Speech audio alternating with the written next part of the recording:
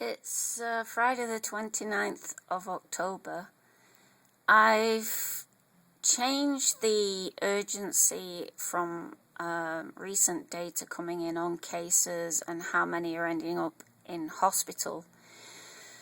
And I find that New South Wales' cases is continuing to go down, even though they've opened up more. But I think if they keep the settings as they are until they reach 90%, because you've got return Australian nationals coming in, and you need to wait and see the effect of that before you do any further opening up and loosening of restrictions.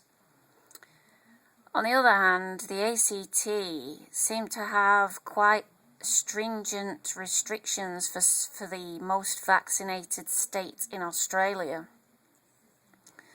They've just reached 90% over 12-year-olds. So I don't really know why they have so many restrictions, like 30 people in a restaurant capacity and those kinds of things. So West Australia have just come up into the 50% total population, but they didn't quite make it into the 60% over 12-year-olds. And for them, the over 12s is an important figure because that's when they're proposing to open the borders. So it's quite a bit behind on the over 16s. They're taking a while to catch up to everybody else. In about 10 days, things are going to be a lot more clear to see, because Queensland, South, 10 days or so, well, about 2 more weeks, and then they'll be at the 80% double dosed, but they'll have 80% single dosed. And in Victoria, they'll be at 80% double dosed, and New South Wales will be at 90%, probably for the over 12-year-olds. So you'll see the real difference between the states when we get to that point in about 10 days' time. It'll be really noticeable how far behind the other states are, and that they're still playing catch up to the 3 open states. And even I think they're about, well, South Australia is 60 days behind Tasmania. And WA, Queensland and Northern Territory are another week or more behind that. And WA is going to be out there on their own eventually. I think I changed my mind about how dangerous these openings were, because I've got down 15th of December, Queensland letting the overseas returning nationals in and opening up the international border. And I've got 29th of November for them hitting 90%, but they had hard dates. They had a 15th of November phase C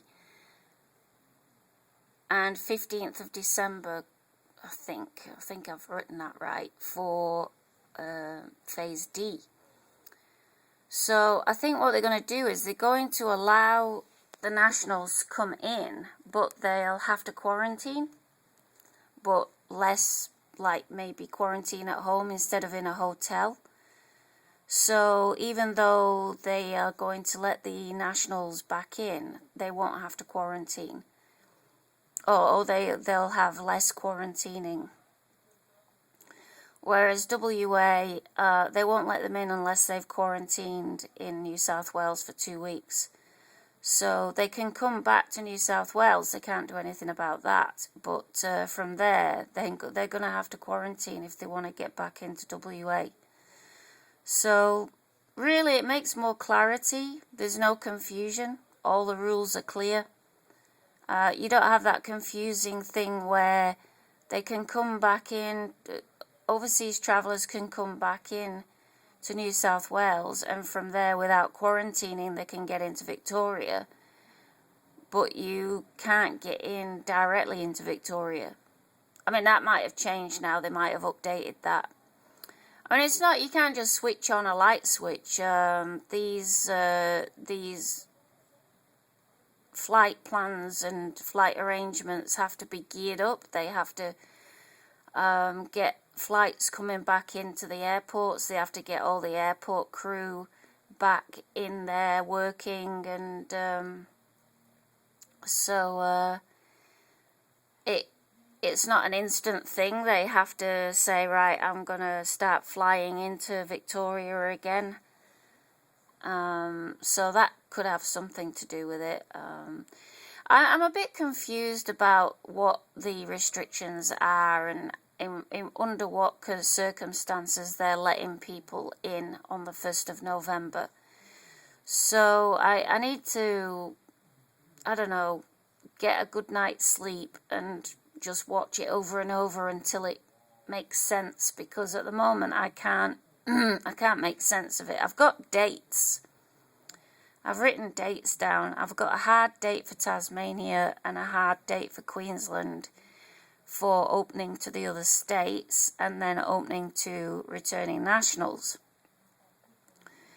So they're not going off what percentage they're at. It's like, this is your date, get vaccinated, ready for it. Now it's sounding like they might change their mind and stick with the 80%. I don't know. But yeah, they said this is your last chance to get vaccinated and then we're opening up. So, but it's still later than the 1st of November. They're not going to be open on the 1st of November.